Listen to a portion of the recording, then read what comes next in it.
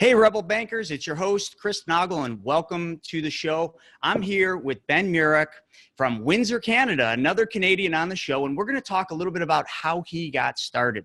We're going to talk about his obstacles that he had to overcome in the first few deals to get him where he's at today. Before we get started, I want to talk about you and you getting started on your journey to becoming a Rebel Banker. So there's a couple things you can do. So first off, you can grab a copy of the book right behind me, The Private Money Guide, or you can check out what we've got going on, all of our events, and all the future podcasts on my website, chrisnaugle.com. So before that, let's jump in because you know what? Ben has a really awesome story. I got to know Ben and I got to hear a little bit about his story, and I just think you guys are going to love this. So with that being said, Ben, tell everybody a little bit about your business, where you're at right now, and then let's jump into this. Cool. Hey, thanks for having me on, first of all. I will correct you. It's Ben Muresan. So I know I'm an immigrant, but it doesn't mean you have to mispronounce my name. I butchered the name. Do it all the time. You and everybody else in this country. So, hey, I appreciate it. Thanks for having me. I'm looking forward here. Yeah, I'm basically an immigrant from Romania. I own a real estate company here in Windsor, Ontario, just a few hours south of Toronto area. And we've got a great little team here. We buy about 50, 60, 70 homes a year. Got an awesome office staff. We're very, very focused on providing tons of value for our local community. So we've got this thing called Forte Families, which basically makes homeownership possible for local residents who want to actually purchase a home. So that's our big community push. Buying properties. We also have a portfolio of mortgages as well. We've got about 70, 80 mortgages currently under our belt. And I've been raising private capital for a few years. So very blessed, very humbled to kind of be here. And it's been about 12 years now in this journey to get to this point here. So yeah, just very, very honored. So tell me a little bit more about what does the business look like today? You mentioned how many deals you're doing and you got a couple different divisions. I mean, explain just a real quick day in the life of Ben. Cool. So we're basically a one-stop shop here at Forte, right? So we buy homes. We're the largest single-family buyer in the city right now. Okay. We also have this Forte program, which basically makes homeownership possible for renting families. So what it does is we have renting families that typically can't get conventional bank financing. And what we did a number of years ago, my wife and I asked the question, why are all these folks renting where a lot of them are just good, honest people? They probably should have an opportunity to own a home. So we wanted to find a way to make that possible. So fast forward a few years, we've been able to create this private mortgage company. We're pretty much the first of our kind here in Canada. And we've got 72 local families that have bought a home through our financing program. Wow. That's the second facet. We also do a lot of wholesale deals. We do probably about 50 wholesale deals a year as well. And we also have a renovation side of the business. So in terms of real estate, we're doing buying, selling, mortgaging, flipping, renovating. We pretty much are a one-stop shop for local Windsor residents. And how many employees do you have working under you now? We've got 6 people in an office. We've got about 5 to 10 people on site on any given time in the renovation department. Then we got a whole bunch of contractors and that kind of thing. So that's awesome. So, I always talk to everybody on this show and I talk a lot about where they're at with their business today. And it's always good to look at successful people and say, that's great. Look where they're at. Look what they're doing. Look at the cars they're driving. But you know what's really important? What's important is the journey you had to go through to get here. Because I follow successful people all the time and I have a lot of guests on here. And, the one thing that always fascinates me is the journey, the problems, the obstacles, everything you have to go through to get to this point. Because a lot of people think, well, you're up here, you're successful, but they never really dive down and look at the nitty gritty of the failures, the problems. So that's a lot about what I want to hear about. I want to know about how you got where you're at today, this big empire where you're doing some amazing things, helping your communities, putting people in homes and providing home ownership while doing the wholesale and everything else. So let's take it back to the beginning. Let's go back in time. Let's go back in time to your first couple deals. Tell me a little bit about the scene. Tell me about how old you were when you started and just some of the things you had to go through on your first couple deals. Yeah, awesome. So I'll give you a little bit of background story here real quick. So I was born in Romania, a communist country, and I'm the oldest of 9 children, okay? And we basically fled Romania just before the communist revolution. We ended up being refugees in Austria. And after a couple of years, we were able to immigrate to Canada. And, so we basically had five of us siblings were born in Romania. One was born in Austria and 3 in Canada. So we're very national, I guess, family, you would say. So just coming here with an immigrant attitude, I think the biggest thing is just having that drive and having a passion for life. Like the greatest blessing that I think, God's given us and our families just to be here in Canada and have an opportunity to do something with our lives, right? So that's kind of been a driver for me my whole life. And when I was younger, I was going to become a musician. So I went to school for music and did that for a while and realized I really loved people. I loved having the opportunity to build a business, and it's always kind of been in the background. So when I first got started, I was, 18, 19 years old. I worked for another company doing some online retailing work. And I got the bug, man. I was like, I got to be in something business related. It feels good to grow something.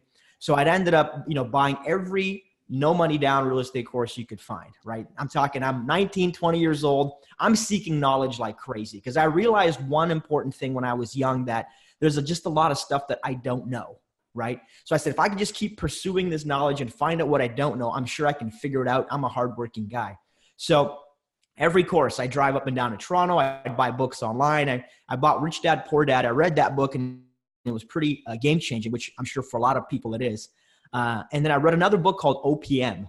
And that was probably one of the biggest turning points in my mindset, realizing that, hey, I don't actually need money. I need access to money. I don't need to own these things. I need to control. So I need to have access to other people's resources or other people's money in order to do deals. So I got pretty excited, right? And my first deal was actually a duplex I bought. I was 21 years old. I was looking for a way to kind of get out of mom and dad's house, right? So I started a little carpet cleaning business, and I think everybody should have a service-based business at some point in your life. It really teaches you the value of taking care of customers, the value of hard work, and it makes you very, very humble. So I bought this duplex. I was able to get into this deal. I was actually structured a no money down real estate deal. And by the time it was all done, I had bought this property. I'd moved into half of the units, and I was renting out the other unit. I think my total net was about $156 a month plus utilities to live in this property. So it was super affordable. And it was, mentally, it was a challenge, right? Because, I come from a very frugal family, a family that's, started off with nothing, right? So thinking that you could buy real estate just really wasn't in the cards. I had to really get my mind that it was possible. I just had to find a way. So a constant pursuit of how can I make this happen? What do I need to do to go to the next level? So I bought the first duplex. I moved in. Shortly after, about 6, 7, 8 months later, I had found the second duplex right around the corner. So I ended up renting the first place, bought the second one, moved into that one, right? So I had done basically a BRRRR strategy, buy, renovate, refinance, and I kind of moved on to the second property, got married with my wife, and we bought a third one. And after the third one, it was just gangbusters. I said, this works. I just need to find, the right properties, and I have to raise capital. Capital was always the biggest thing. I always asked myself, how do I get into deals with no money? Because I didn't have any money. So I had to force my brain to think about alternatives. So I've been constantly processing scenarios and what ifs for the last, 12, 13 years of how do I get into deals? How do I get into things? How do I get access to capital? How do I get access to resources? And it's that level of forceful thinking that eventually help you, I think, cultivate an attitude that it is possible. And the moment you get little wins and little wins and little wins, eventually those smaller wins turn into larger wins. And you realize that at this point in my life, I can buy any building I want. It's not a matter of, is it possible? The question is, how do I make it possible? So fast forward, the economy takes a nosedive here. We're right across from Detroit, Michigan. So back in 2008, 9, 10, the property values had dropped significantly. So I was able to buy properties for probably about 25, 30 cents on the dollar. And I had realized at that point that I had about 3 properties. I realized that this is the moment to get aggressive. And I didn't know if it would take 20 years to get it back. I didn't know how long it would take for that market to recoup, but I recognized that markets do move in cycles. And I remember a quote by Warren Buffett that always stuck with me. And he said that when others are fearful, be greedy. And when others are greedy, be fearful, right? That's that quote. One of my favorite quotes. I'm so glad you brought that up. That is, and there's so much truth to that. I'm sorry, I didn't mean to interrupt. No, it's great. It's great. But the value of that quote, because if you really think about it, there's so much wisdom in that. And so I always ask myself, what is everybody else doing? Am I part of the herd? Am I sheep or am I a wolf?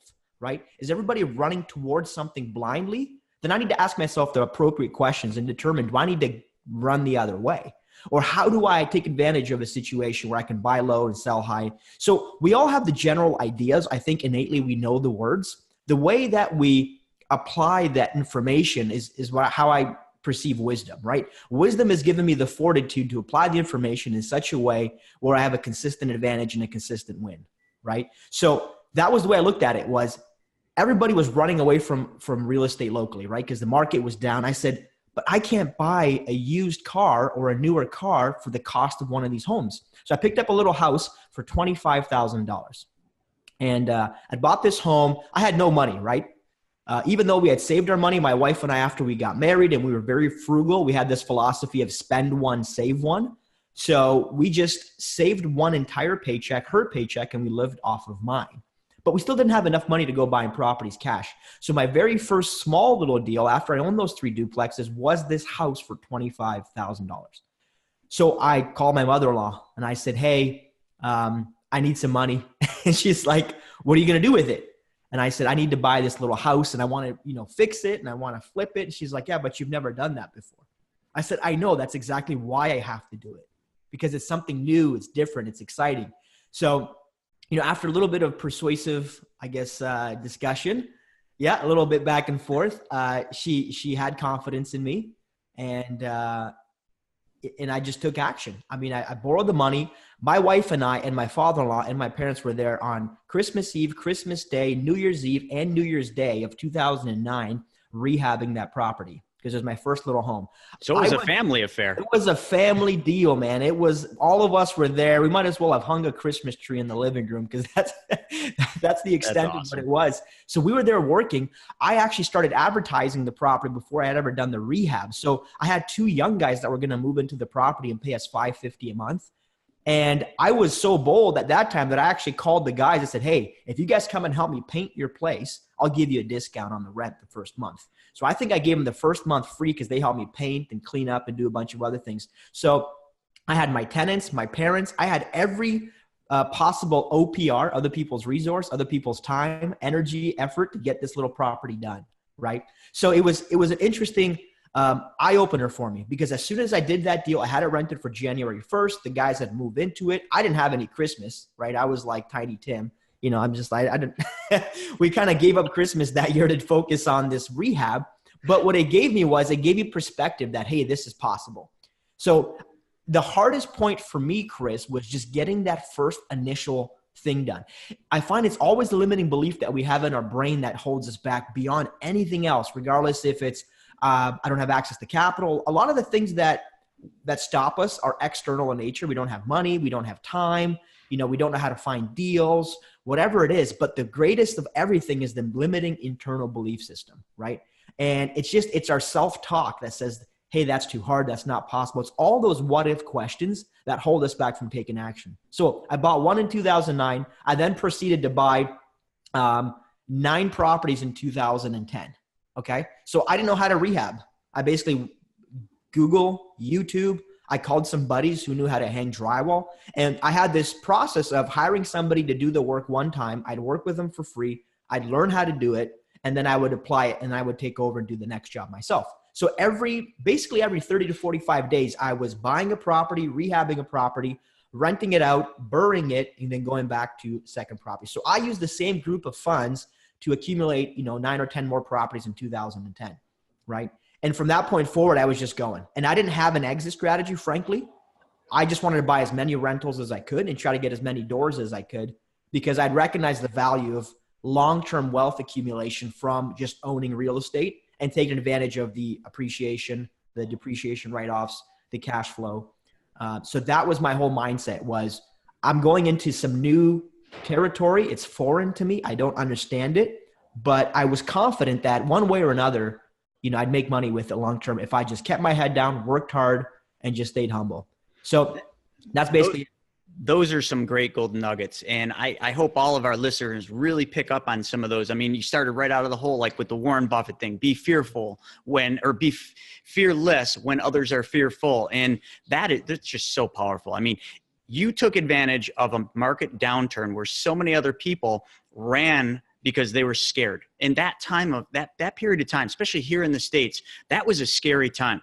I'll never forget that time. I learned so much during that time. But one thing that you had figured out is you figured out how to be resourceful. Even though you didn't have the resources, you went out and you said, I'm not going to let this limiting belief system stop me from doing what I'm going to do. I'm going to go out there and I'm going to make this happen, and I'm going to get resourceful. And you just started right with your family. And, that's usually the easiest place, because people that trust you, we call that your primary circle. They're usually the easiest ones to approach, but they're not always the easiest ones to get to give you money. Now, just like you said, yeah, they probably weren't easy. You probably really had to kind of keep convincing them. And a lot of people will take a no, and then they're just like, well, guess that didn't work. But you didn't. You weren't willing to accept no. You're like, no, I'm going to go until I get a yes. Yeah. So those are just amazing, amazing takeaways there. And I love that story. And the fact that you did what you were able to do in a downturning market, it just goes with everything I've ever heard from successful people. And that is, there is more opportunity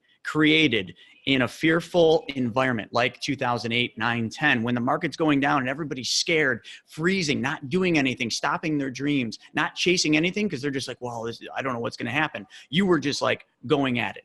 And that's what separates, that's definitely what separates the people that are crazy successful from the people that just sit back to an average life and a job.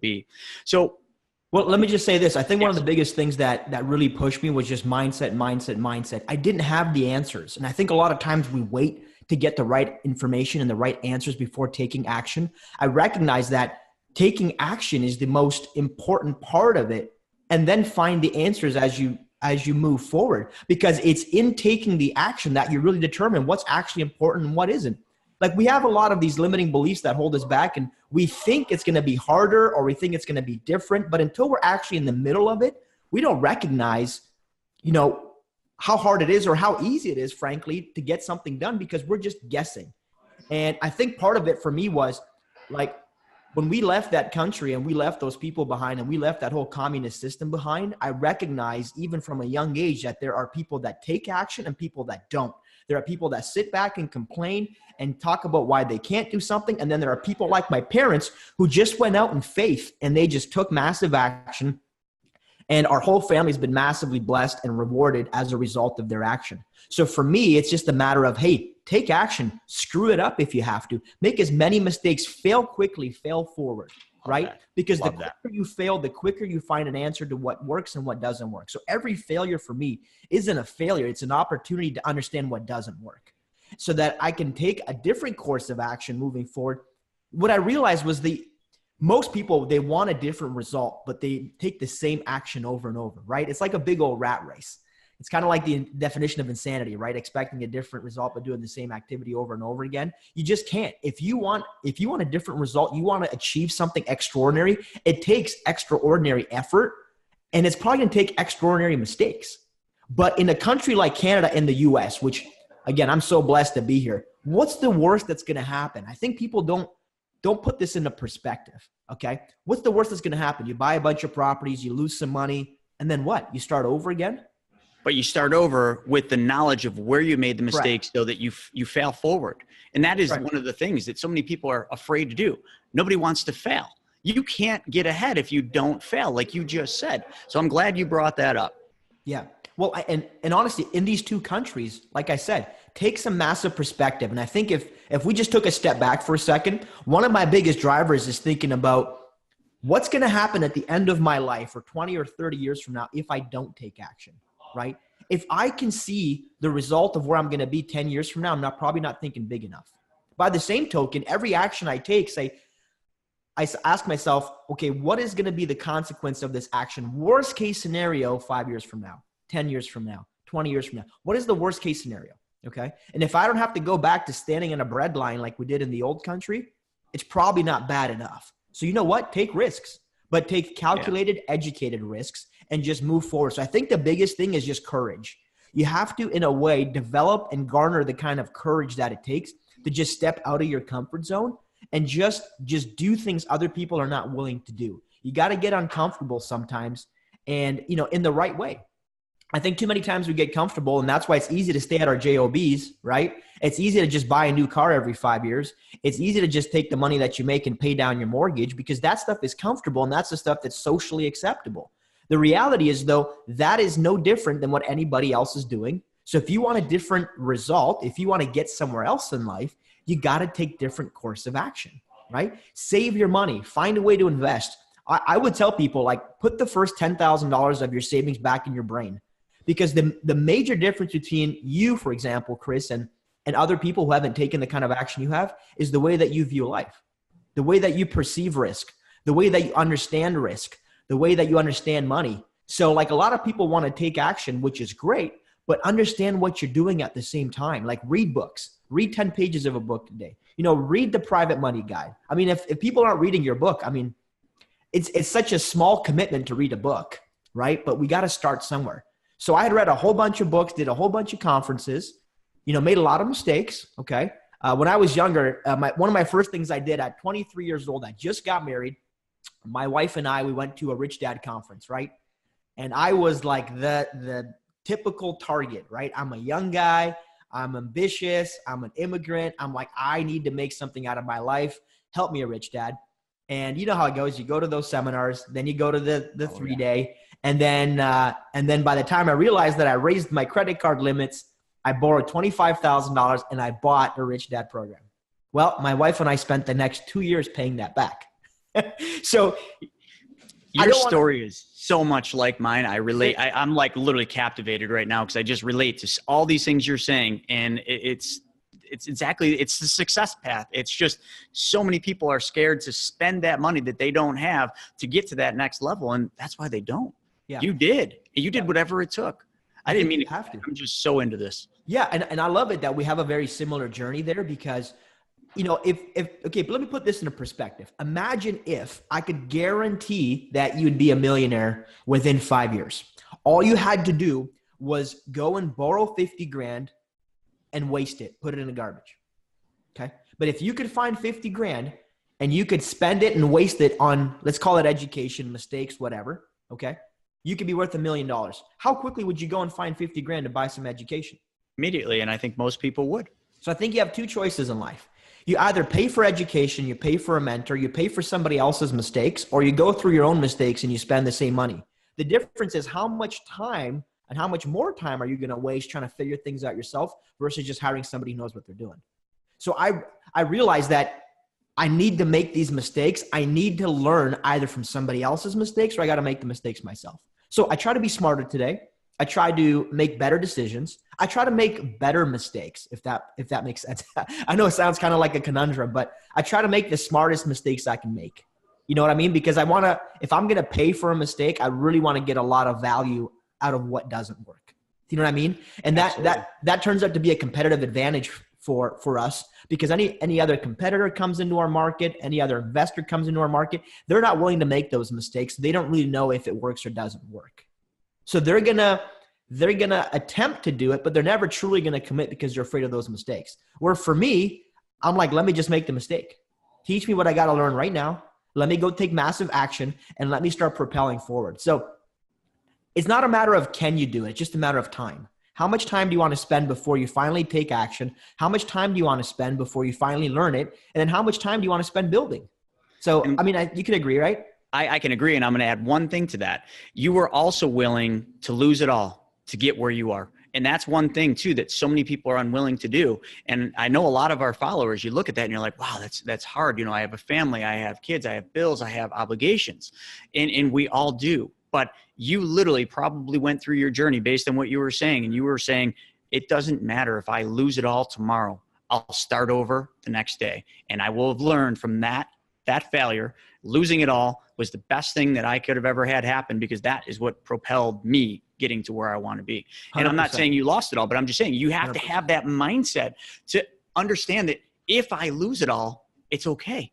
Yeah. It won't be easy. It won't feel good, but it will help propel me and catapult me to the next phase. And I won't make those mistakes again. And like you said, the other big takeaway is to mitigate having to lose it all. Find people that have done it.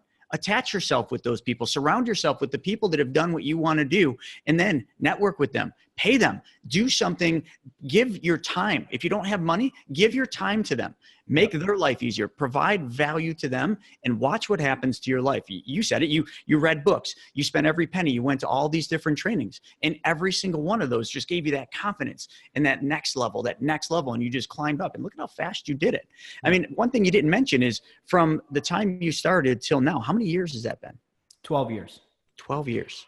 Yeah. 12 years. People get into a job and barely even get to like they're not even at the top in 12 years. They're barely just getting out of the rat race in a job in 12 years. That's like the beginning stages. And you literally went from, I don't want to say nothing, but you went from where you were. Oh, it was nothing. 21. Well, okay. So it was nothing at 21 to right. where you're at today. I mean, that's incredible in 12 years. Yeah. I mean, the truth is this. I think sometimes we think that it's like a linear equation, right? Like we make money in a linear fashion, 50 grand a year for the next 50 years, right? The truth is that you don't. The amount of wisdom and the amount of action you take actually produce an exponential growth cycle. So this is what I pursue these days. The most important thing to me are wisdom, okay? As much wisdom and insight and perspective around a topic that I can get, okay? I want to gain as much wisdom in the least amount of time, because then I'll take the appropriate action and go to the next level. So for example, it took me after that rich dad experience where I made no money, right? I had an issue with mentors. And maybe that's some of your audience where maybe you've tried a mentor. And you know what? It was probably my fault. I didn't take the right action even when I had the mentor to really keep myself accountable, and nobody on their end kept me accountable. So it just kind of fell to the wayside.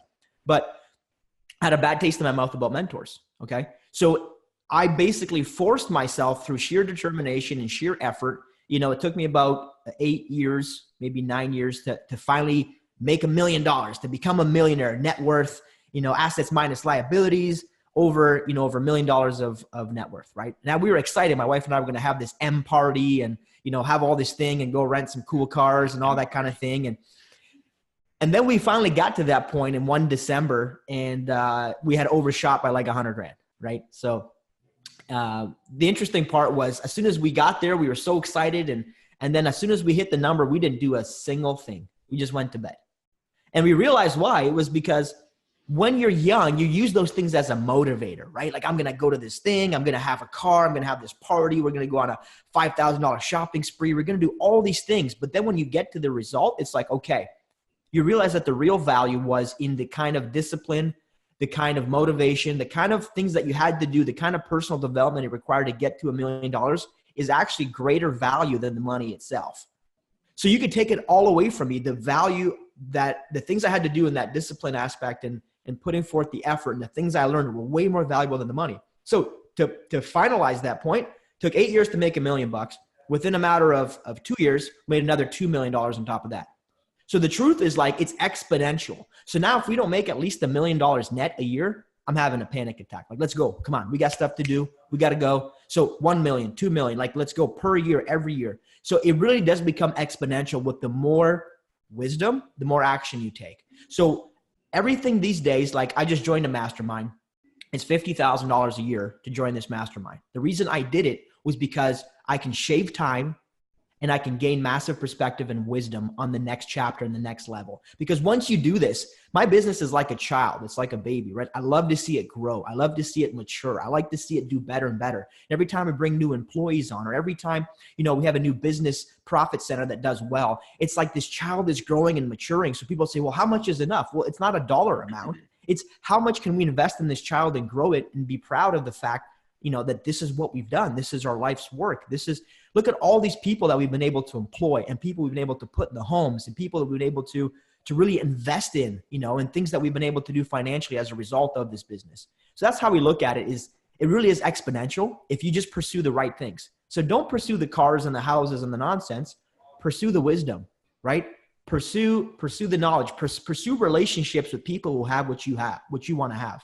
That's key. That'll get you ahead. That's key. That'll help you do things faster, smarter, and more efficiently. And that's just one of the key takeaways right there is you did whatever it took to do things faster, smarter, and more efficiently. And it wasn't easy, but you got there. So taking a step back to the beginning, and I want to know, like, what was one of your number one external obstacles that you had to overcome to get where you're at? I mean, was it financing, sourcing the deals? What were some of those things? And just a couple of them.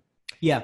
Money was big. Making sure that, I was always afraid to put deals together because I thought I couldn't find the money to actually close the transactions, right? And I didn't want to put a deal under contract or whatever and not have the capital. So I always held myself back because I didn't have that cash in bank. I was very conservative, very kind of, responsible person, if you will. But I realized that was really a internal limiting belief. But in terms of the external factors, I just didn't have the capital. Once I realized that there are so many people who have cash and they don't know how to grow their capital, I realized that the most important thing was not having access to money. It was having the abilities and the skill set to convert $1 into $2. So I focused on developing that skill where I could become very, very practical with money. I could become very good at taking $1 and turning it into $2. So the skill of being able to manage and grow money is way more important than having access to money. Because what I realized is that a lot of people, they go to their jobs, doctors, lawyers, whatever, construction workers, whatever you do, you're good at that thing you do and you make some money at it and you set it aside for a rainy day. Most of those people are not good at reinvesting that capital and making it grow. So they're always looking for the talent. So money follows talent. In a bad economy, money follows talent. Money always needs a home. In a good economy, money always follows talent. So what I realized is let's become the talent. Let's become the person who can actually take $1 and convert it into $2. By being able to hone in that skill, I have money now that just floats to me, right? So people call me on a regular basis, and it starts small. If you've never borrowed money before, credibility is massive, right? So do whatever you have to do to show that you're a credible person. Save your own money. Show people that you're a responsible steward of what you have first. So when I was able to save a paycheck, spend a paycheck, I'd already saved a paycheck for 3, 4, 5 years before I ever asked for money. I already had my own money saved up. So people want to lend people that are financially responsible. So if you don't know where to start saving something, okay? Or start being responsible somewhere with money. And then people will notice that about you. And eventually, once you borrow money once, you pay it back and you pay it back with interest and you pay it back early or on time, never late. If you do that consistently, people will keep coming to you with more money. That's the way it works. You know, what's funny, Ben, is with all the guests that we interview for this show, for the Money School show, the number one external obstacle for almost all of them is the same thing. It's always money. Money is that biggest barrier. That is that Mount Everest standing in front of you. And here we go again. That's your major thing. And you had to overcome that. And once you overcame that, you're like, wow, that was nothing. That wasn't even an obstacle. Yep, so definitely. The next thing I want to know is, so those are your external obstacles. What about internal obstacles? What were the things internally going on when you had to go out there and you put that property and things get real? What things were you faced with then? Well, I could actually take the same and apply it both. Like, I think money is, for me, I realize these days that money is a tool. Okay. As opposed to, we give money too much power, right? We give it too much of our time, our energy, our thought. We think about it too much. We give it way too much power. We just assume it's hard to get. So I had a limiting internal belief of, am I really capable of managing money? Will somebody else really give me their money? Am I really the best person to manage and to grow this capital? So I had those limiting beliefs because I'd never been in that position before, right? So that was one of the biggest things holding me back was, am I really confident in my ability to manage and grow capital? Okay. So I had to really get comfortable with the idea that, hey, your money is actually better in my pocket than in your pocket. You know what? And just go by the facts. One of my mentors has this phrase, it's data, not drama.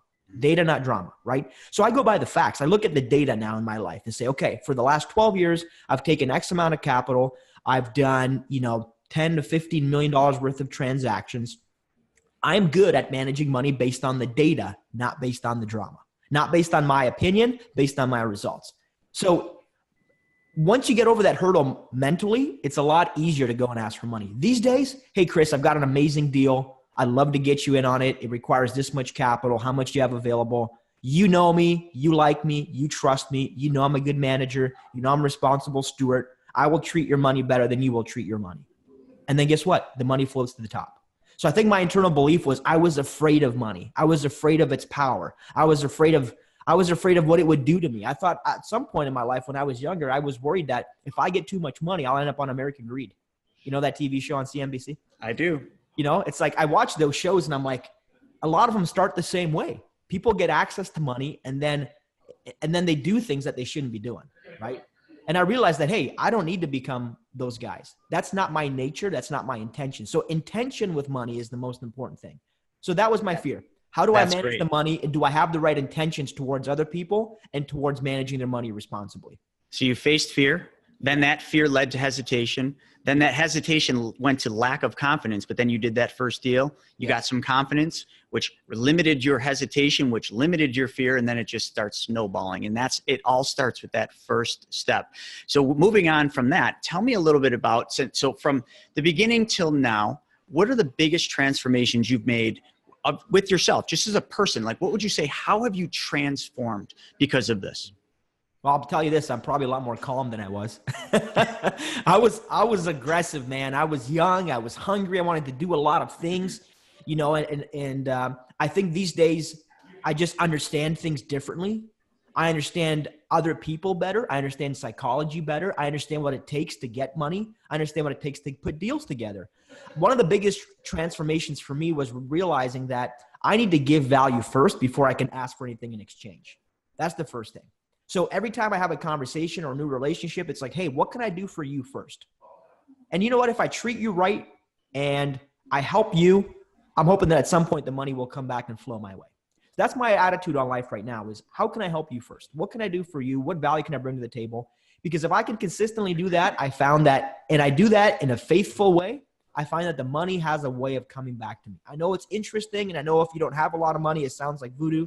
The truth is this: if you just live with an open heart, live with an open hand, give first, then you're going to receive. I'm a Christian. For me, like, you know, it's important to live Christian values, and I follow the Bible. And so for me, at the end of the day, like being a Christian my whole life, I finally see the representation of what it actually means, right? I finally see the tangible results of those scriptures in the way that they were. So I give value first. If there's a deal to be made, if there's an opportunity to be had, I'm not going to find it by just asking, take. If I'm willing to give, then I find that other people, they reciprocate that, and then we build beautiful relationships. So I think that and building relationships, that is the key to everything.